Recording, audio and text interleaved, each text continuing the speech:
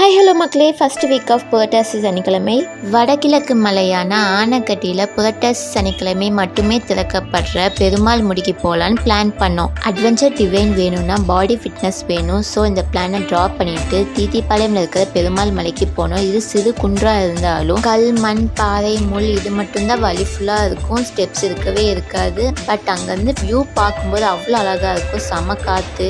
இந்த கோயிலில் சுயம்பா உட்காந்துருக்க பெருமாளுக்கு மதியம் வேலை எப்போவுமே சிறப்பு பூஜை நடந்துட்டு அதுக்கப்புறம் அன்னதானம் வழங்கப்படும். கலையே கலையே விமலம் சரணம் பவ